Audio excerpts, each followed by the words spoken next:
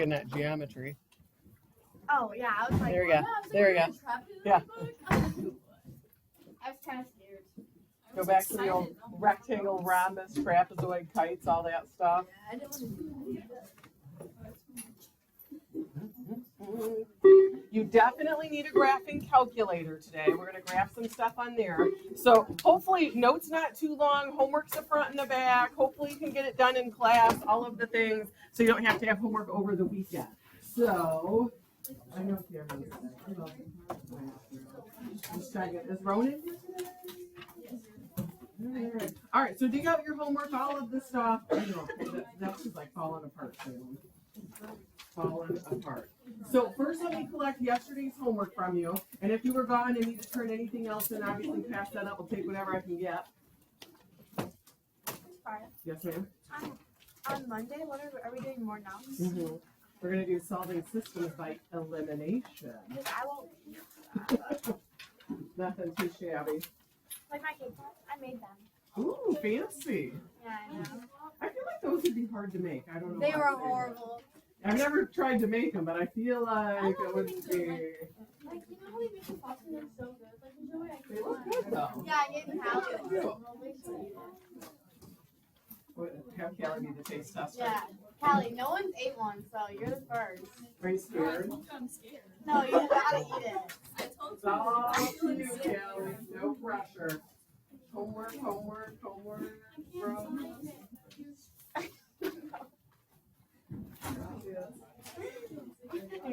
I washed my hands. I washed my hands. Good luck, Callie. That's all I'm going to say on that one. All right. So you got it. You got it. So remember yesterday we kind of talked briefly, just a little bit about this. We started a lot yesterday on substitution, and you'll see that just a little bit on a couple of problems today on the homework, just some review stuff. But today we're also going to talk about how to solve systems by graphing, which we're going to draw a couple graphs, but most of it will be in our graphing calculator. You know how to do it. I just got to remind you how to do it. And probably the Debbie Downer part, couple word problems today. Now, you might disagree with me. I don't think they're awful for word problems, but we're going to find out here, okay? So let's take a look. So, good. Oh, thanks, Miss Summer. Better late than never. I will take it happily.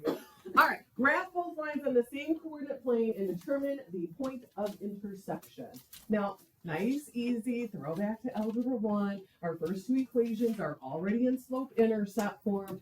I'm going to try to put a 1 there. Remember, the slope's the number in front of x. Intercept is the number at the back. So I'm just going to draw out this line, old school. So I'm going to plot 0, 4, of course, the y-intercept. And then I'm going to count the slope from there. I'm going to do my best to draw a straight line, of course, too, but we know how that goes. Okay, down 1, right 1 for a -1 slope, down 1, right 1. All right, now we all know my drawing skills are not great, so that's why I put on several points. All right, let's do this guy. Now, again, a lot of you can just look at the equation and start graphing it. Slope, of course, 1, and our, right at 1 there. And of course, our y-intercept 0, -2. So I'm going to plot 0, -2 first. And now for a slope of 1, remember that's up 1, right 1, up 1, right 1. Right 1. Okay, I'm going to try to draw a straight line. Got it. All right, final answer. Where do the two lines intersect? Right there at 3, 1. So yesterday we solved those systems algebraically. Today is the visual version of it. We were really figuring out where the graphs intersect. 3, 1. Okay, B, not so bad. Now at this point in the game, we should be able to just look at this equation and start graphing it. Y-intercept -5. Got it. Slope of 3. So up 3, right 1. Again, I just put a lot of points on because we know my lack of artistic skills here. I'm going to try my best to draw a straight line. No promises. Now, little bit of work necessary on this bottom equation, and this might be the one thing you run into, especially even when we get to the graphing calculator. You're not solved for y. So, okay, I'm going to do a little algebra. I'm going to subtract the 3x over. I like the variable first. And then, of course, I want the negative off the y. You can just switch all the signs. I'm going to rewrite it so it looks nice and pretty. Positive 3x, positive 1. Now again, from here, we should be able to just mark out the line. Y-intercept 1. Good. Slope 3, up 3, right 1. Again, I just put a lot of points on because I can't draw. And where do those two lines intersect? Do they? No, and that's okay. So remember, we saw this yesterday. You can have no solution. Sometimes, of course, the lines do not ever touch each other. And that's okay. You should have, I knew it actually before I even drew the second line, because what is significant about the slopes? They're the same. They're the same. As soon as I saw the same slopes, I was like, oh man, they're going to be parallel. They're not going to touch, but let's get it marked out. All right, so today, like I said, we're going to do some more really on your graphing calculator. We're going to see some other functions besides just some lines. Now, obviously, just like we kind of talked about, if they're not solved for y, we're solving for y. We're going to graph them both. And remember, your calculator will find that point of intersection for you. That's a little screenshot over there. You're going to get into your calculate menu, second trace, and then number 5 is the intersection. And of course, we're going to plug it in and check our answers, I'm sure. Okay. All right, solve the following system. So you can see I kind of put the pictures up here. I'm going to graph them with you, though, just to make sure we can go through our calculator steps here. So the top one solved for you. This one I'm going to do a little bit of work. I'm going to take the x over to the other side. So I can see here where they meet. Let's get them graphed on the calculator and take a look at them. Come on, calculator. Calculator. Why is my calculator not popping up? Oh, technology. Let's drag it over. That's the problem. Okay, so put in your y equals. I don't even know if I have anything in here. I don't, which is good. Now remember, doesn't matter. Sometimes I get asked, like, does the mode on your calculator matter? No, it doesn't matter. Not for this stuff. And then, of course, you can close the parentheses or not. Your calculator won't mess that up. Then I'm typing in my second one, negative plus 1. And, of course, graph. So there's the picture we already saw. Now, I'm looking at it. I mean, it looks like they need it 1, 0. It does, okay. But let's have it find it accurate in case it is a decimal. So I'm going to do second trace, number 5 at the top. Oh. Now, notice at the bottom, like there's not even a number on the y equals. Like I don't even see the cursor yet. So I have to hit one of my 4 arrows here. I just hit the right arrow and the cursor popped up. So if your cursor's on there, just hit any of the arrows. Now you can see I'm just going to cursor him close over here to the intersection point. So you can see he's on the blue one. I'm going to hit enter. It automatically jumps to the second equation, the y. I don't have to do anything. Nobody wants to guess. It's stupid. I was pretty sure it was 1, 0, but hey, we got to make sure on the calculator in case you get a decimal, because you do have some decimals today. Okay, let's solve these for y. Now notice we have 2 answers on this. Let's make sure we can get them on our calculators. Of course, to solve for y, some of you can do this in your head. I'm going to subtract the x squared over, and I know you guys know you have to switch the signs. And I know some of you can do that all in one step. That's totally fine. Okay, second one, same thing. I'm going to subtract the x over, and of course, we would have to switch the signs. So I'm going to type those 2 equations in. Obviously, the blue one with the squared is your parabola. The purple is the line. Back into here. Let's clear these. Okay, so let's type in the parabola first. So my x squared minus 3. And I'm going to type in the other one, x minus 1. Obviously, I'm going to hit graph. Now we can see that it intersects in 2 points. I need both of them. So same spiel, second trace, number 5. Now I'm close to the left point here, so I'm going to cursor him. I'm going to left arrow, get him a little closer over to it. He's on the blue curve. I'm going to go ahead and hit enter. It automatically jumps to the second one, the red line, enter. Nobody wants to guess, it's done. Okay, so there's my first answer. I'm going to jot that down. You're going to jot it down, -1, -2. I'm going to write it in a second because we're going to go through and get the second answer. So second trace, number 5 again. Now I have to cursor him way over there, closer to the other one. There he is. So he's on the blue, close enough. I'm going to hit enter. Automatically jumps to the second one.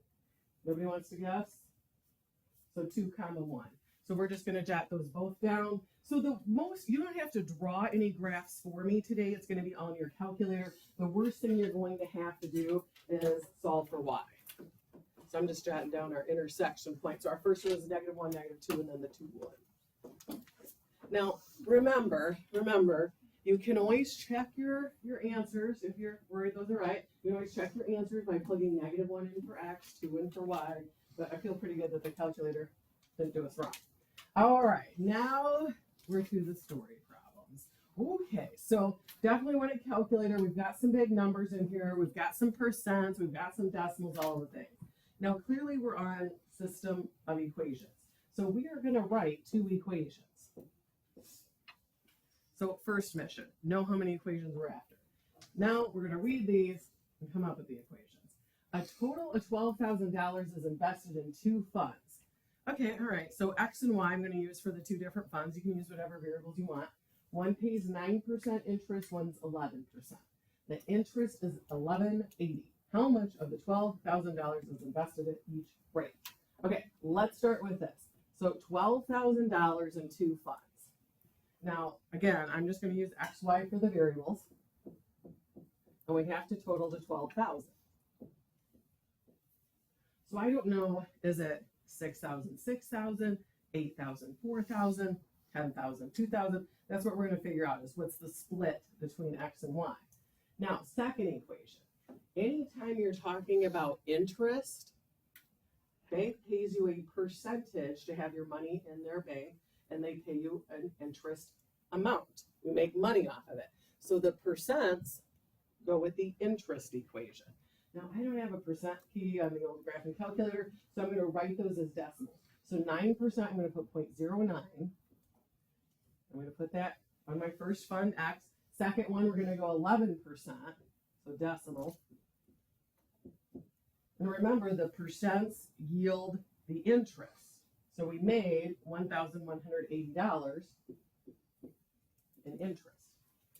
So the first mission is getting your equations, okay? Now, it's going to tell you today on the homework to solve them by substitution.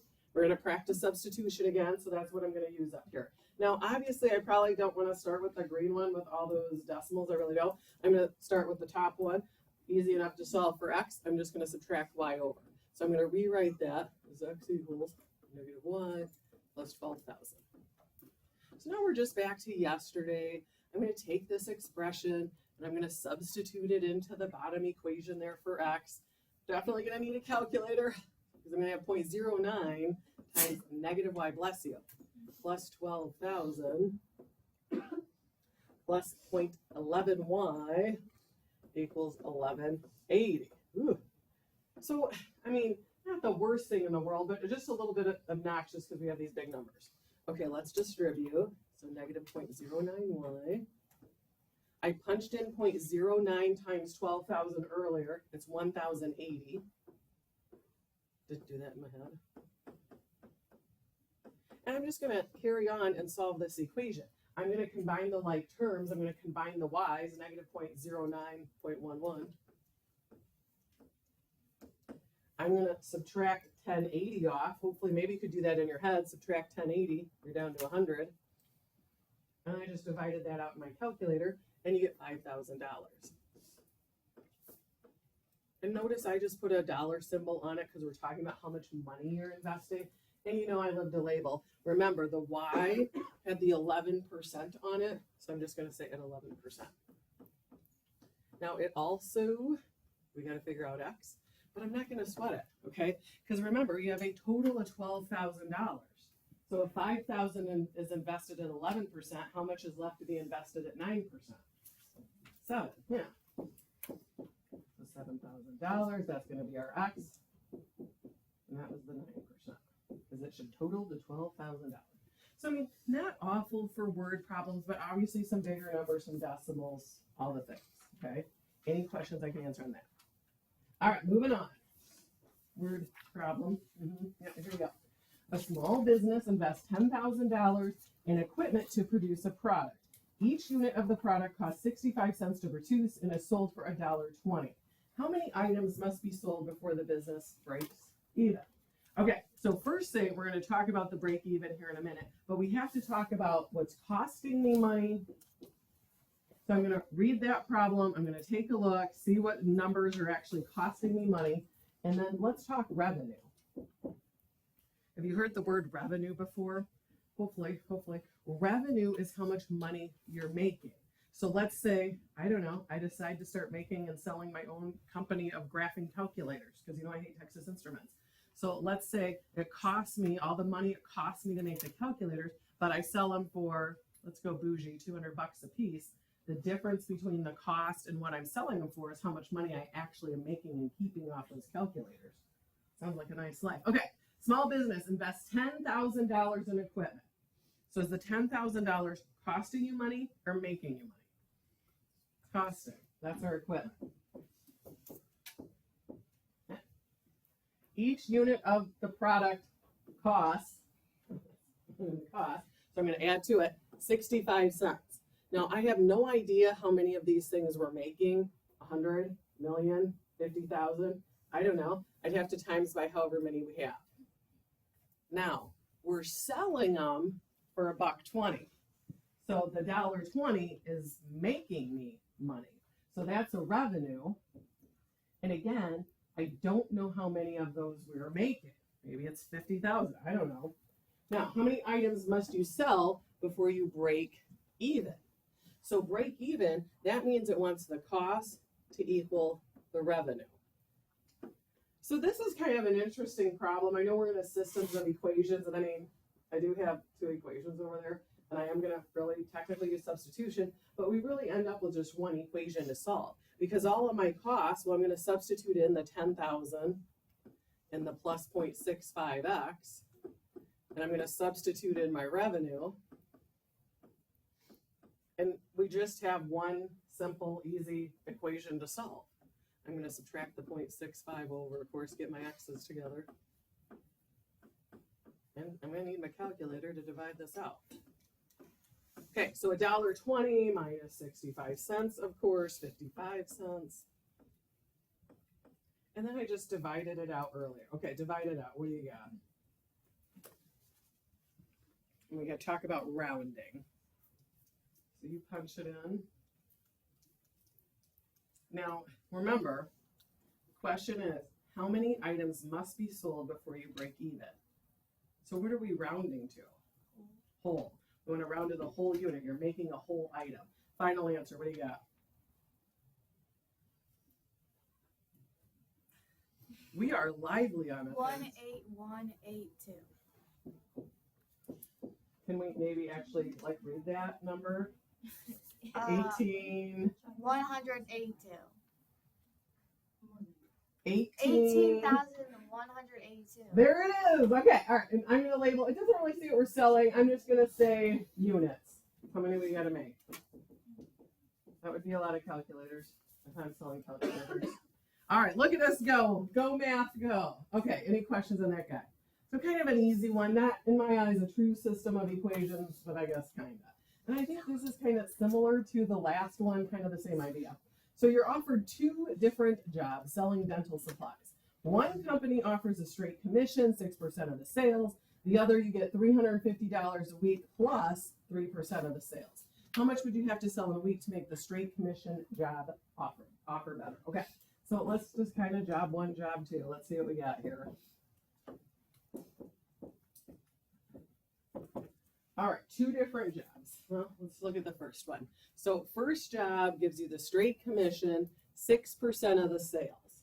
Now, I don't have a percent key. We've already talked that, so I'm going to go decimal. Of course, oven math means multiply, okay? Now, the sales. I don't know how much we are selling in dental supplies. Could be $1 million. I have no idea. So I'm just going to say times X. That's what we're trying to figure out. Could be $100,000 of dental supplies we're selling. I don't know. Now, second job. You get the $350 a week. Doesn't seem like very much.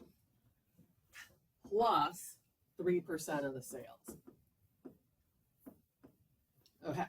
So how much would you have to sell in a week to make the straight commission offer better? Well, let's just see first off, what does it take to make them break even? So I'm going to set them even to each other. And I'm going to solve this, of course. And we'll talk about how to make it better. Now, really, I know a lot of you from here, I don't think we need to do a whole lot of work. We're going to subtract off the 0.03x and get them on the same side. And then of course, we're just gonna divide this out in our calculator, right? All right, so divide that out for me. What do you get? Big number. Let's see if we can read it. 11,667. Go into the hole, I like it. Now I'm gonna slap a dollar sign on it because we're talking about how much we're selling in dental supplies. I'm not circling it yet because I gotta add one little thing to this. So how much would you have to sell in a week to make the straight commission offer better? This amount makes them even. So if I want to make it better, do I have to sell exactly this amount, less than this amount, or more than this amount? More. More. So I'm just going to sneak in, I'm going to say more, I'm not going to rewrite it, more than, and there is my final answer, okay? Or you could say over 11,600, whatever, something that indicates you're over $11,667. Easy peasy. Any questions on that? Hey, that was a nice easy day. Okay, so